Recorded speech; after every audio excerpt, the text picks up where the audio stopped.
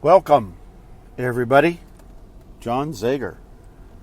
Good afternoon. Good afternoon, good afternoon, good afternoon. Looks like it says 1256 on the eastern slope of Colorado. Partly cloudy, sunny. Clouds are moving in for the afternoon. Looks like late afternoon, early evening shower in store, which will be great. Love those. And hearing that, hope not. Sorry if you did. It was from nobody that I knew. So, went to kind of the office to work on some stuff and psychology, neuroscience, research kinds of things.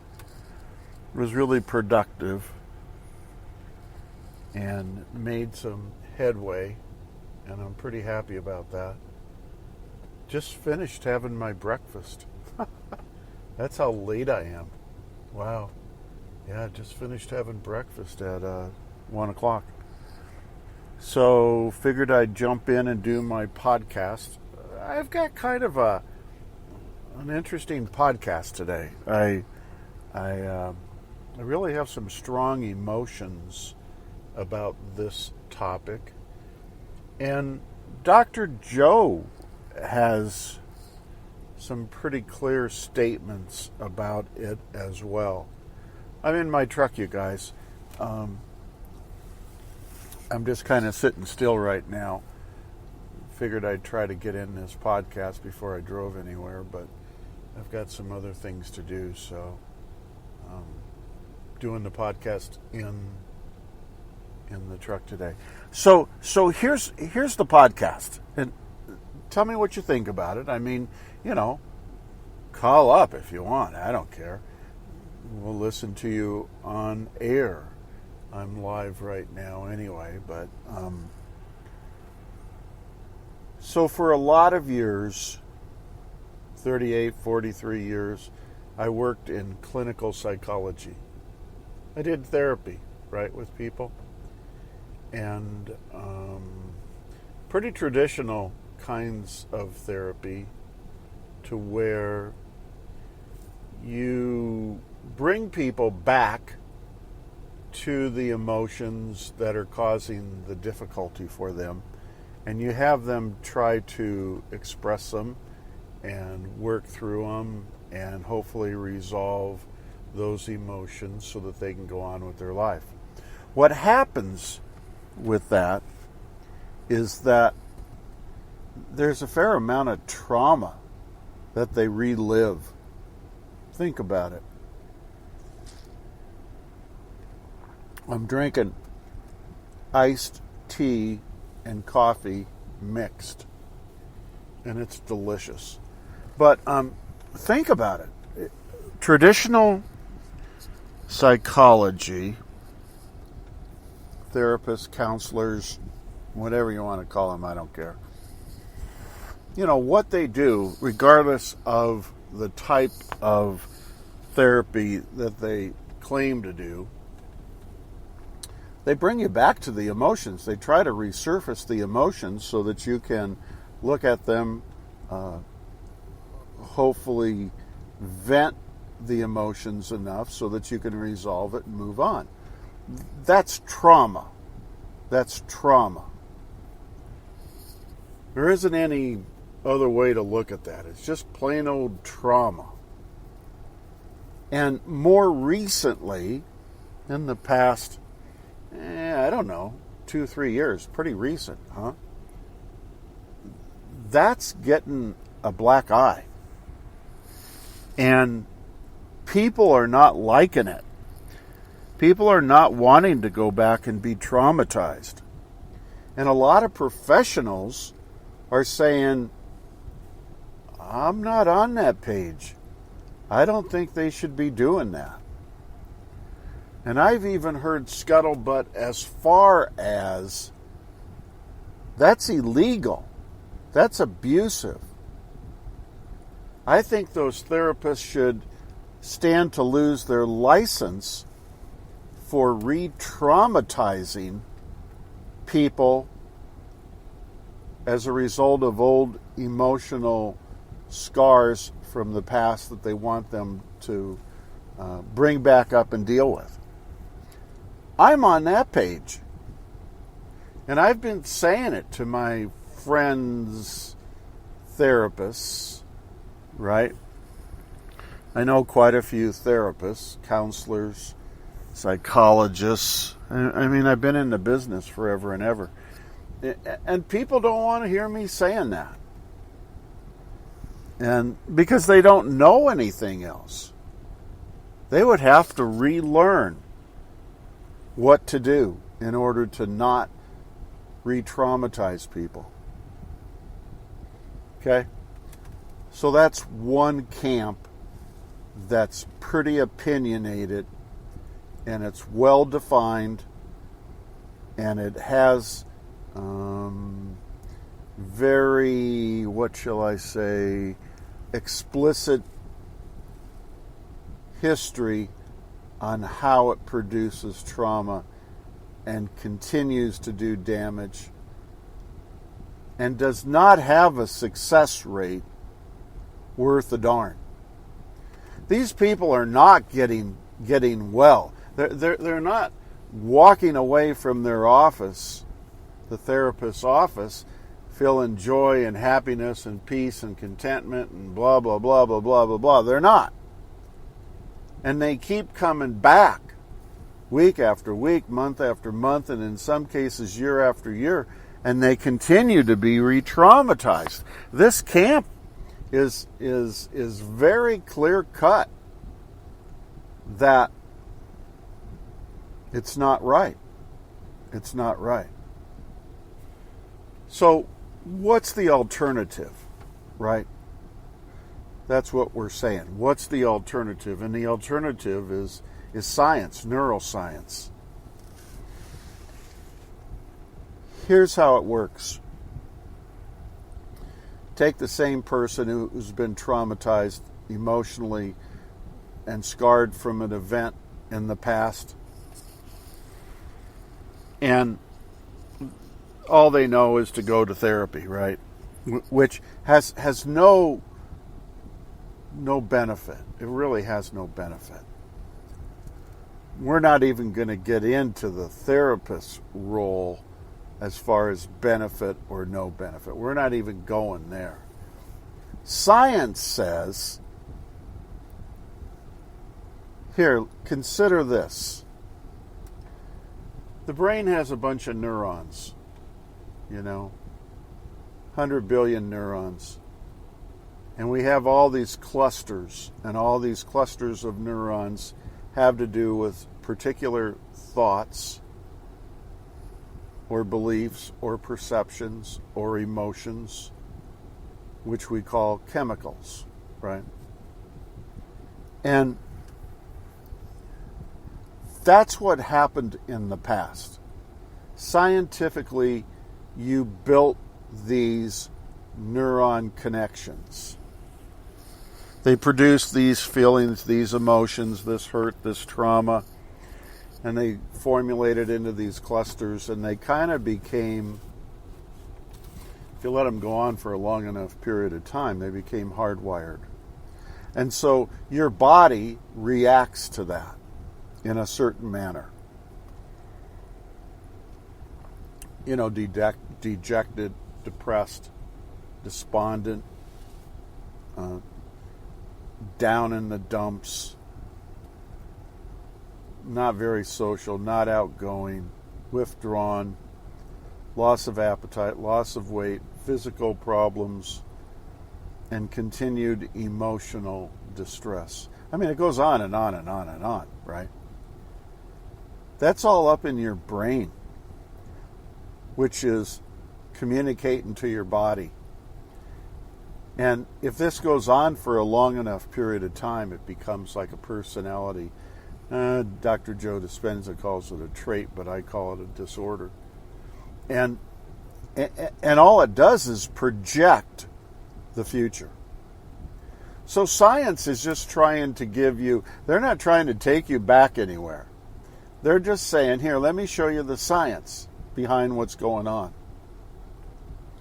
And it works this way. You go through this event, have these emotions, these scars. It causes this to happen with the neurons. The neurons cause clusters. They eventually become hardwired. And, you continue to live a life of trauma. And all that you can see in your future is the past. That's the science. Second part of the science says,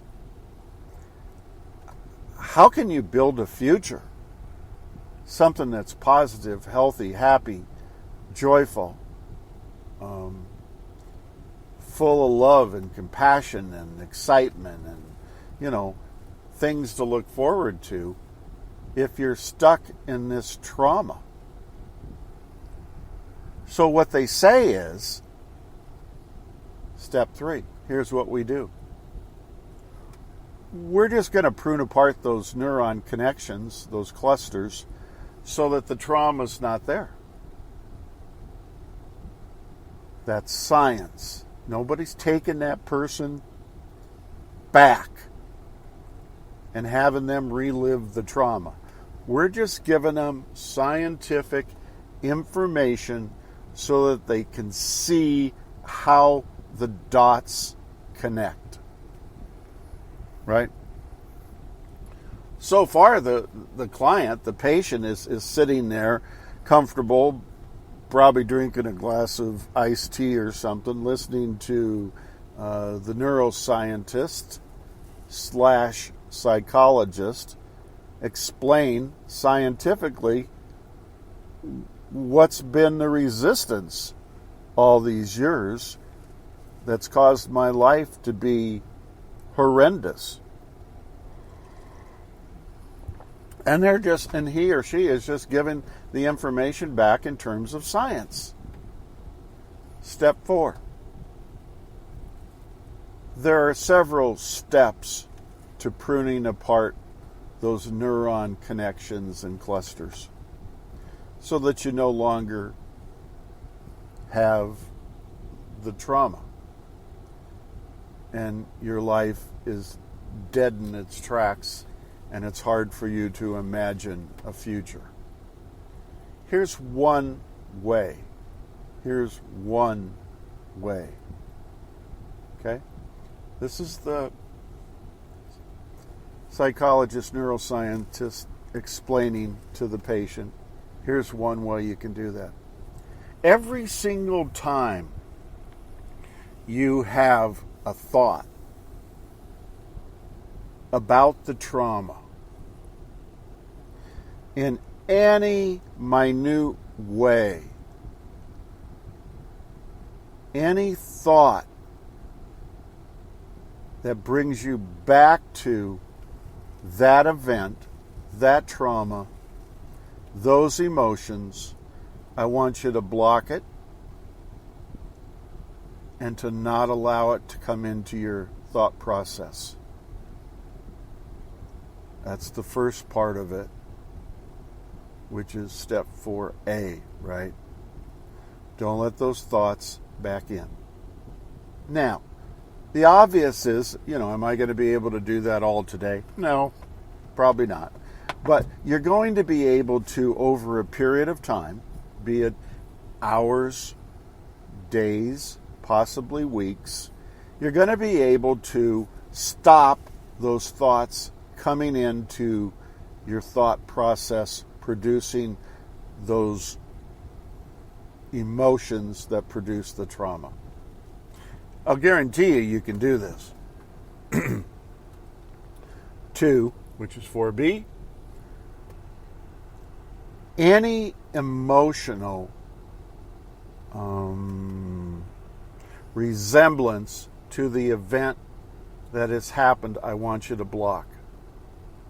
So, for instance, if your body is feeling depressed, lethargic, despondent, unhappy, frustrated, bitter, grieving, angry, hostile.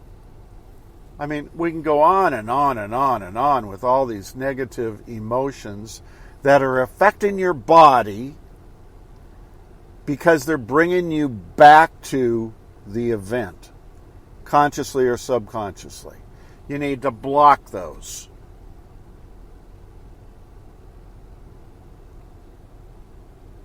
So you start practicing. Might take you a few hours, might take you a few days, might take you a few weeks to get this done. But what happens is this, you guys. Your body starts shaking like a crazy person.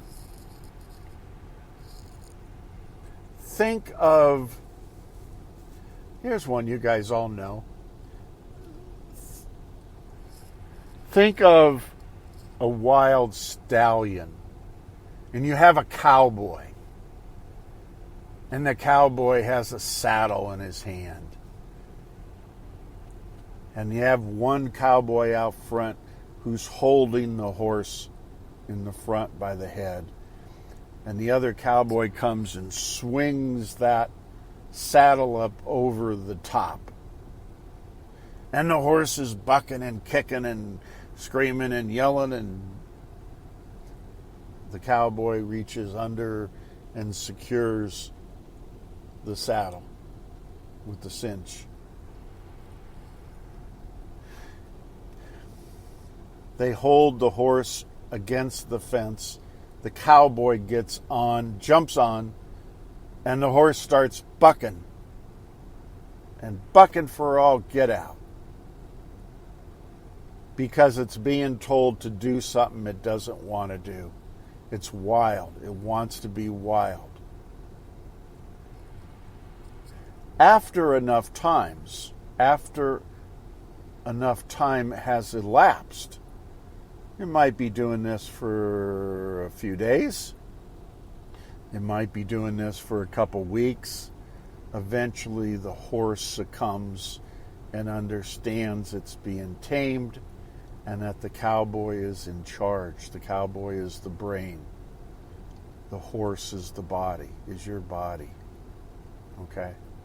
So what you're going to have to do is understand. This is science. Here. Nobody is having you recall the trauma. We're just giving you how the dots connect. And then we're giving you a process, a formula to follow. So your body continues to buck. And every time it does that, you sit down and you make your body obey. You're just basically saying to the body, we don't have to go back and relive all of that drama. We're fine just the way we are. Sit here. Maybe meditate. Learn how to meditate. You may be meditating a lot for a few hours, for a few days, for a few weeks, until your body understands it's not the brain. It's not in charge. Okay? Everybody kind of follow along with that one so far? So, here's the deal. We're what's the exact words? We're stopping or discontinuing any of those negative thoughts that precipitate you thinking about the old event and the trauma and the emotions which project the future. We're cutting those off. We're stopping that kind of thought process. Number two, we're stopping the emotions that are causing all of the physical stuff to occur within your body. The despondency, the depression, the irritable bowel syndrome, the ulcers in your stomach, the high blood pressure, the the sweatiness, all of those kinds of things that are emotions or chemicals that are causing your body to keep you in touch with that past event that caused the trauma. We're cutting those out. We're taming the horse. In turn, by doing those two things, we're pruning apart the neuron connections or clusters, which gives us an opportunity to do the last part, which is put back in positive thoughts and emotions. And that is called designing your future, creating your future. Meditating on your wishes and desires. That all makes sense, you guys? I'm out there advocating every single day. Don't go to the therapist, don't go to the counselors, don't go to the psychologists unless they have some understanding of what I just went through. Or number two, they have some understanding of neuroscience. Neuroscience is your brain and your emotions, right? The body being coherent with the brain. Yeah?